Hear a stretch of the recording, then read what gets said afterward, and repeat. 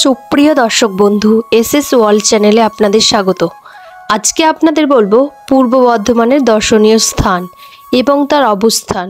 ভিডিওটি স্কিপ না করে পুরোটা দেখতে থাকুন, দেখলে সব কিছু জানতে পারবেন। Lord Curzon gate Shri Bijaychand মহাতাবের রাজ্যাভিষেক উপলক্ষে বর্ধমানের মহারাজা 1903 সালে জিটি রোড এবং বিসি রোডের সংযোগস্থলে এই বিশাল তোরণটি তৈরি করেছিলেন। 1904 সালে তৎকালীন ভাইসর লর্ড কার্জনের সফরের সময় তোরণটি কার্জন গেট নামকরণ হয়। স্বাধীনতার পরবর্তী যুগে এই নামকরণ করা হয়েছিল বিজয় তোরণ। সর্বমঙ্গলা মন্দির 1702 সালে মহারাজ কীর্তিচাঁদ দ্বারা সর্বমঙ্গলা মন্দিরটি নির্মিত হয়েছিল, যেটি বর্ধমানের জি.এন. সরকার রোডে অবস্থিত। মাতা সর্বমঙ্গলার মূর্তিটি প্রায় 1000 বছর পুরনো। এটি অবিভক্ত বাংলার প্রথম নবরত্ন মন্দির। শের আফগানের সমাধি। শের আফগানের সমাধিটি বাজবাটির নিকটে পীর বাহারমের পাশে অবস্থিত।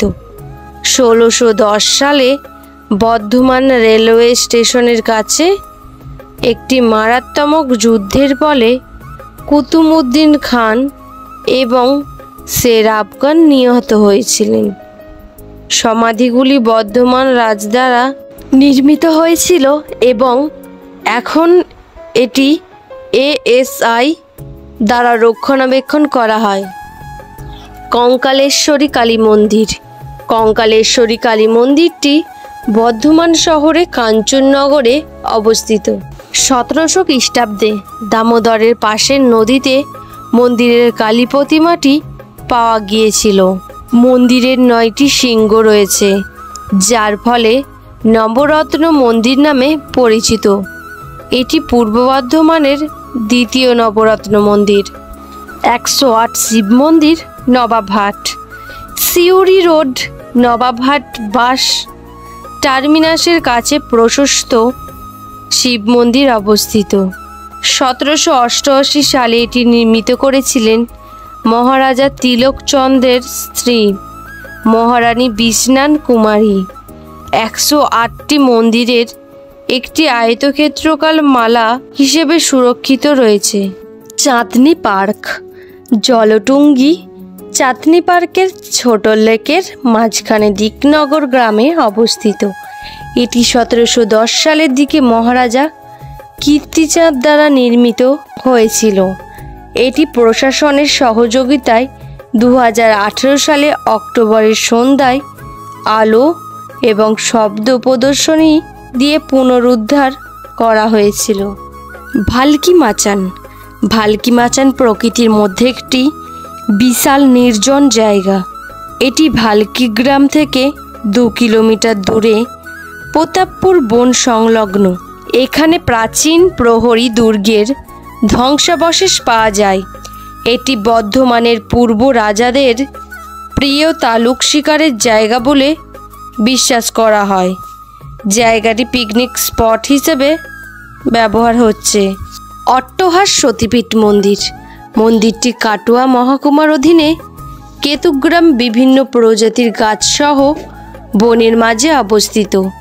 এটি কেবল স্বর্গীয় বাসস্থান নয়, বহু সংখ্যক সুন্দর পরিযায়ী পাখির আবাসস্থল হিসেবেও বিখ্যাত। মন্দিরের আধ্যাত্মিক পরিবেশটি ভক্তদের হৃদয় এবং মনকে শান্তি দেয়। পূর্বস্থলী অক্সব্রোহদ বা চুপিচর। পূর্বস্থলী অক্সব্রোহদ চুপিচর কালনার পূর্বস্থলীর নিকটে একটি পাখিদের আবাসস্থান। অক্সব্রো লেক 9 কিলোমিটার দীর্ঘ, স্ফটিক পরিষ্কার এবং আশেপাশের ফলের বাগানগুলি স্থানীয় এবং পরিযায়ী 70 প্রজাতির বেশি পাখিদের আকর্ষণ করে। কালনা রাজবাড়ি মন্দির। ভাগীরথীর পশ্চিম তীরে অবস্থিত অম্বিকা কালনা। একসময় প্রাচীন বাংলার সমৃদ্ধ বন্দর শহর হিসেবে বিকাশ লাভ করেছিল। এটি একটি উল্লেখযোগ্য মন্দির শহর এবং এটিতে বাংলা পোড়ামাটির স্থাপত্যের কয়েকটি সেরা নমুনা রয়েছে। বর্ধমানের মহারাজারা 18 শতকে এখানে বেশ কয়েকটি মন্দির নির্মাণ করেছিলেন। এই মন্দিরগুলির বেশিরভাগই এএসআই দ্বারা রক্ষণাবেক্ষণ করা হয়। ক্রিস্ট গির্জা, মন্দির এবং গুরুদ্বার ছাড়াও বর্ধমানে 19 শতকের গোড়ার দিকে খ্রিস্টান চার্চ তৈরি হয়। বিজয় তোরণের কাছে ক্যাথলিক চার্চটি অবস্থিত। লাল ইটের গির্জাটি 1816 সালে ইস্ট ইন্ডিয়া কোম্পানির ক্যাপ্টেন চার্লস স্টুয়ার্টের তত্ত্বাবধানে নির্মিত হয়েছিল। রমনা বাগান প্রাণীবিদ্যা পার্ক, এটি বর্ধমান বিশ্ববিদ্যালয়ের গোলাপবাগ ক্যাম্পাসের কাছে অবস্থিত। পার্কে হরিণের সংখ্যার জন্য বিখ্যাত। এলাকাটি প্রায় 14 হেক্টর। চিতাবাঘ, ভাল্লুক, কুমির, দাগযুক্ত হরিণ বাদে কিছু ধরনের পাখিও সেখানে রাখা হয়েছে। এটি বন বিভাগের দ্বারা রক্ষণাবেক্ষণ করা হয়। কৃষক সেতু ও দামোদর নদী, দামোদর নদীর তীরে বর্ধমান শহরটি অবস্থিত। নদীটিকে এই অঞ্চলের লোকেরা পবিত্র বলে মনে করে। জেলার দক্ষিণাঞ্চল এবং বাঁকুড়া, আরামবাগকেও সংযুক্ত করতে নদীটির ওপর দিয়ে 1978 সালে কৃষক সেতু নির্মিত হয়েছিল।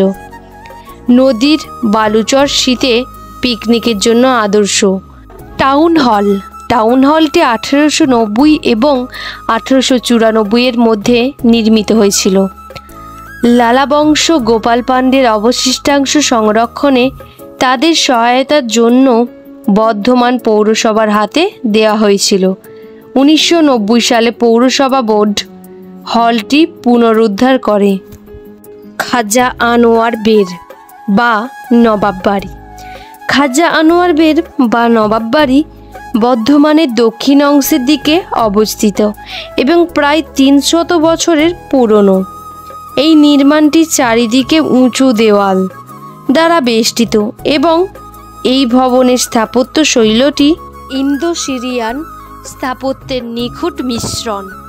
বিল্ডিংয়ের ভেতরে একটি উইন্ড হলের বা হাওয়াঘরের মাঝখানে একটি গভীর পুকুর রয়েছে। ঝুলন্ত রেলওয়ে ওভারব্রিজ, বর্ধমানের দৈত্যাকার 4 লেকের কেবল স্থিত রেলওয়ের ওভারব্রিজটি দেশের দ্বিতীয় বৃহত্তম হিসেবে বিবেচিত হয়। তো এই ছিল আজকের ভিডিওটি ভালো লাগলে অবশ্যই লাইক, কমেন্ট, শেয়ার করতে ভুলবেন না।